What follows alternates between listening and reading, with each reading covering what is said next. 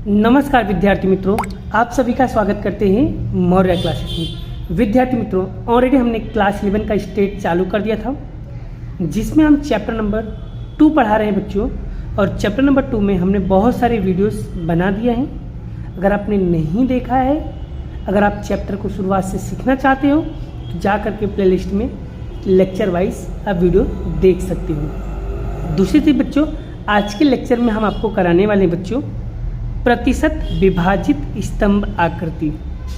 ये किस तरीके से बनाया जाता है, आज हम इसके बारे में पूरा डिटेल में समझाएंगे। ठीक है, तो प्रतिशत विभाजित स्तंभ आकृति कैसे बनाया जाएगा वो सब चीज़ें मैं आपको बताता हूँ। मैं आपको एक एग्जाम्पल के माध्यम से यहाँ पर बता रहा हूँ बच्चों कि ये चीज़ देखो इस तरीके से यहाँ पर बनाया गया है, इसी को बोलते हैं प्रतिशत स्तंभ आकृति। लेकिन बच्चों ये बनेगा कैसे, उसके बारे में मैं आपको डिटेल में पूरा समझाने की कोशिश करता हूँ। तो चलिए बच्चों, मैं यहाँ पर लेने वाला हूँ बच्चों स्वाध्याय का, मैं आपको बता दूँ कौन सा क्वेश्चन लेने वाला हूँ। तो यहाँ पर बच्चों मैं लेने वाला हूँ, यहाँ पर मैं क्वेश्चन लेने वाला हूँ 2.3 का क्वेश्चन नंबर लेने वाला हूँ बच्चों। हम यहाँ पर क्वेश्चन नंबर 6 लेने वाला हूँ। ठीक है, अब 6 में क्या लिखा है, प्रश्न नंबर 5 के दी गई सूचना को प्रतिशत विभाजित स्तंभ आकृति के द्वारा प्रस्तुत कीजिए। मतलब कि यहाँ पर बच्चों जो प्रश्न नंबर 6 है वो प्रश्न नंबर 5 पर से लेना है। तो प्रश्न नंबर 5 ये रहा, इसका ये जो क्वेश्चन बच्चों यही क्वेश्चन लेना है और इस क्वेश्चन को हमें प्रतिशत विभाजित स्तंभ आकृति बनाना है। मतलब प्रतिशत के अकॉर्डिंग हमें क्या करना है बच्चों, इसको बनाना रहेगा। तो इसे हम कैसे बनाएंगे और किस तरीके से बनाएंगे बच्चों, उसे भी हम यहाँ पर सीख लेते हैं। चलिए तो शुरुआत करते हैं बच्चों। सबसे पहले ये दोनों हम सब क्या करेंगे, इसकी क्वेश्चन को कॉपी कर लेते हैं। तो चलिए सबसे पहले क्वेश्चन की कॉपी करते हैं और मैं आपको सॉल्व करके बताता हूँ। यहाँ पर देखिए बच्चों, मैंने क्वेश्चन आपके सामने इस तरीके से लिख दिए हैं और एक्स्ट्रा 2 कॉलम मैंने रेडी कर दिया है, क्योंकि हमें प्रतिशत विभाजित स्तंभ आकृति बनाना है इसीलिए। तो आपको क्या करना है, पहले विवरण लिखने के बाद फिर व्यक्ति, फिर इधर पे व्यक्ति और 2 कॉलम यहाँ पर छोड़ देना है। क्यों, एक प्रतिशत के लिए, दूसरा CFI के लिए, एक प्रतिशत के लिए, दूसरा CFI के लिए। अब बच्चों ये निकालना कैसे है उसे हम सीख लेते हैं। तो बच्चों प्रतिशत कैसे निकलेगा, सबसे पहले यहाँ पर देखो बच्चों, मैं आपको एक क्वेश्चन सोल्व करके बताता हूँ। जैसे कि मान लो यहाँ पर बच्चों 480 का प्रतिशत निकालना, कैसे निकालोगे, पहले बच्चों जितना भी निकालना प्रतिशत निकालना तो पहले गुणे कर दो 100। क्लियर, और जितना टोटल हो बच्चों वो टोटल आपको लिख देना है नीचे। ठीक है, और जिसका प्रतिशत निकालना वो यहाँ पर लिख दो। मतलब जैसे मान लो 480 निकालना तो यहाँ लिखेंगे हम 480। बस अब करना क्या बच्चों, 480 गुणे 100 भागे करेंगे 1200 बच्चों, तो निकल कर कितना आएगा, तो यहाँ पर निकल के आएगा बच्चों 40। क्लियर, तो इसका जो उत्तर आएगा बच्चों वो कितना आएगा, 40 आएगा। उसी तरीके से सेम टू सेम यहाँ पर 360 है, तो हम क्या करेंगे बच्चों, बस 480 की जगह पे हम क्या लिख देंगे, 360 लेंगे। 360 गुणे 100 भागे करेंगे 1200, तो बच्चों उत्तर निकल कर आएगा आपका, यहाँ पर निकल के आएगा 30।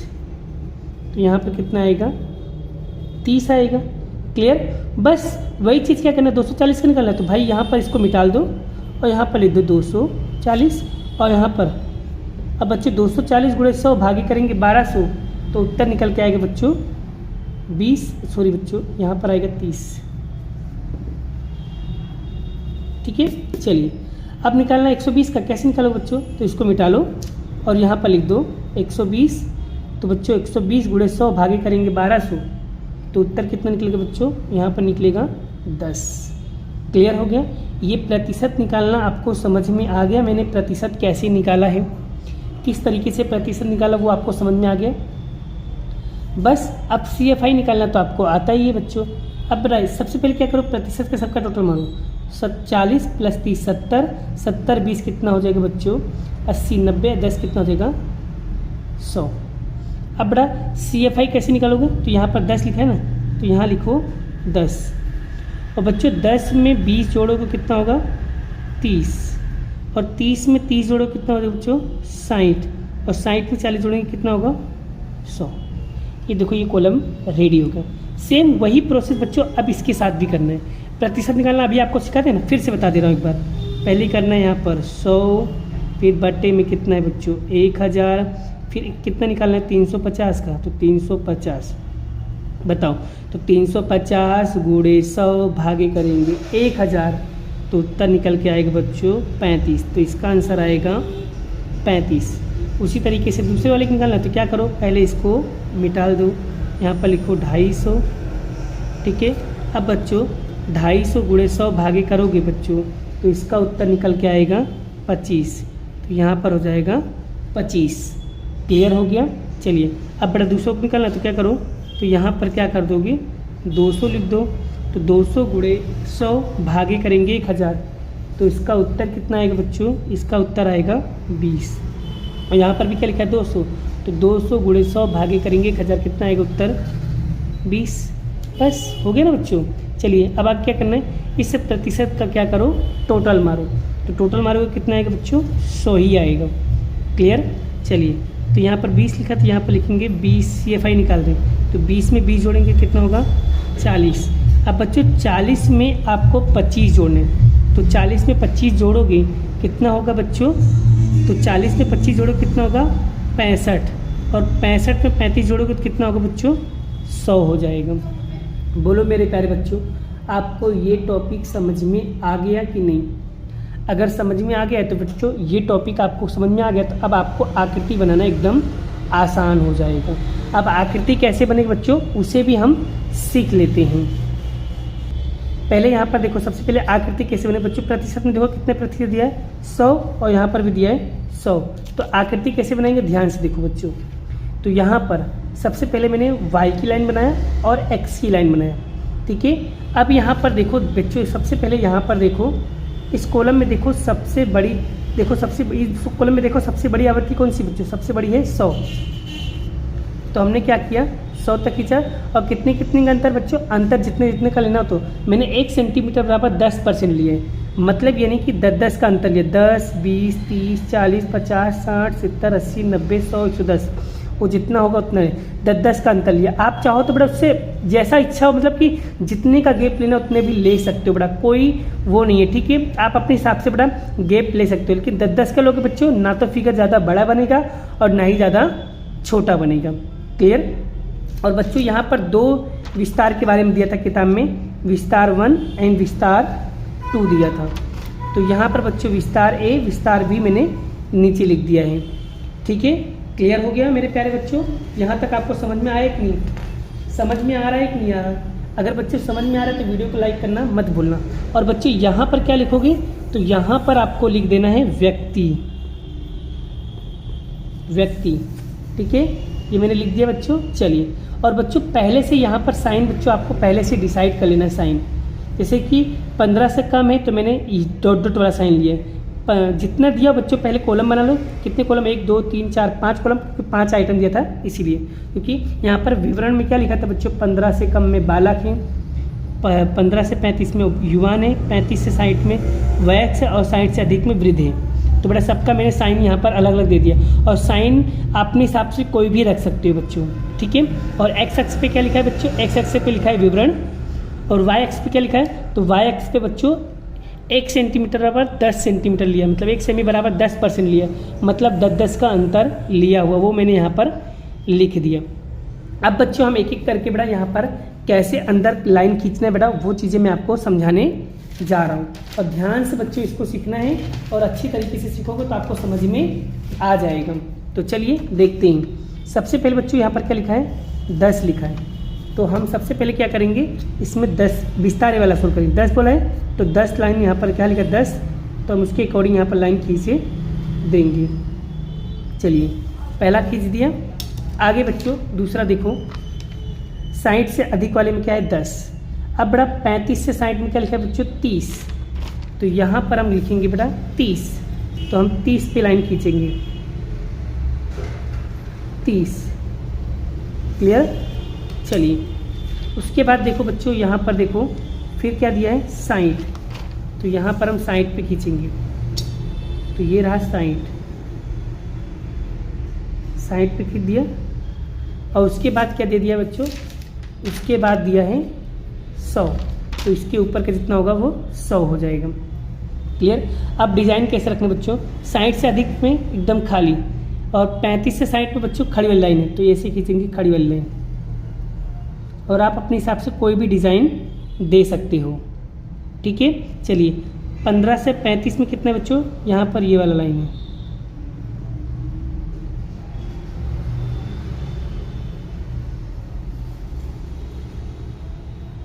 ठीक है, और 15 से अधिक उम्र में बड़ा, यहाँ पर डॉट डॉट है।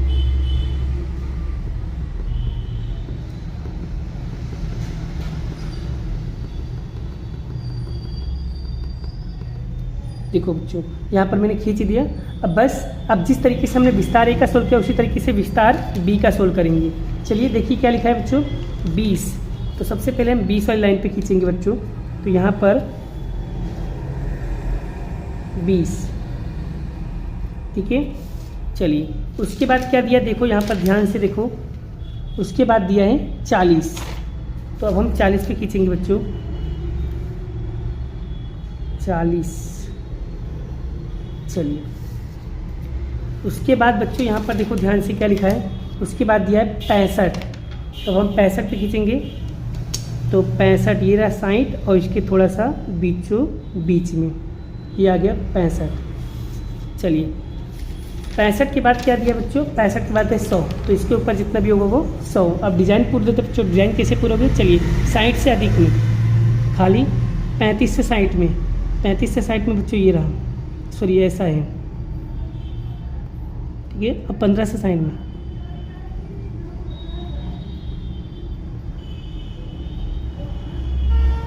तो देख लीजिए बेटा आप इसके हिसाब से मैं यहाँ पर कर रहा हूँ। और 15 से ऊपर में डॉट डॉट बेटा,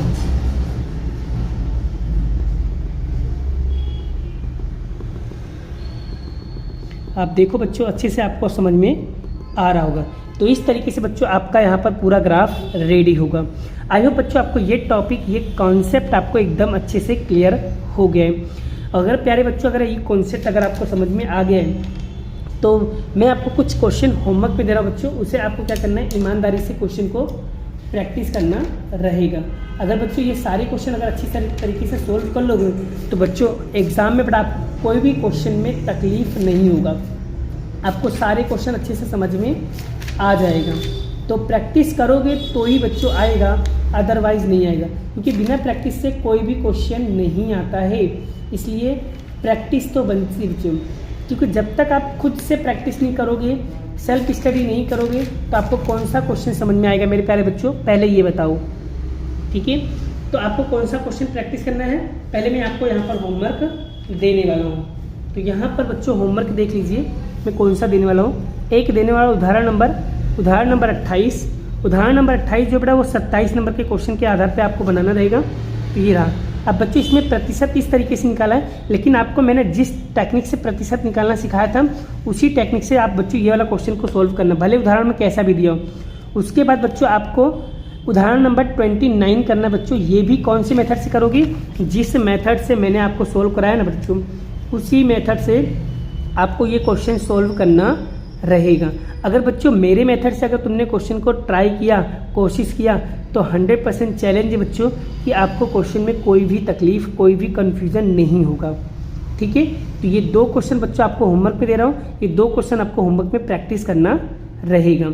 अगर बच्चों मेरा वीडियो अगर आप लोगों को अच्छे से समझ में आता है तो वीडियो को बड़ा ज़्यादा से ज़्यादा लोगों को शेयर करो, और जितना ज़्यादा बड़ा मुझे यहाँ पर मोटिवेशन मिलेगा उतना और अच्छे अच्छे कंटेंट मैं आपके लिए लाता रहूँगा।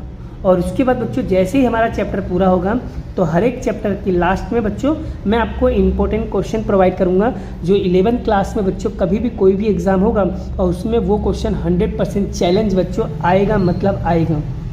मैं चैलेंज देता हूँ बच्चों कि 100% जो क्वेश्चन मैं पढ़ाऊँगा वो चैलेंज है बच्चों, वो क्वेश्चन आएगा मतलब आएगा। ठीक है, तो ये चैप्टर पूरा होने के बाद बेटा हम आपको लास्ट में बेटा IMP क्वेश्चन भी प्रोवाइड करेंगे। तो चलिए अभी के लिए बेटा बाय बाय, बाकी का क्वेश्चन हम नेक्स्ट वीडियो में कराएंगे। अभी के लिए जय श्री कृष्ण, राधे कृष्ण की जय, जय माता दी दोस्तों।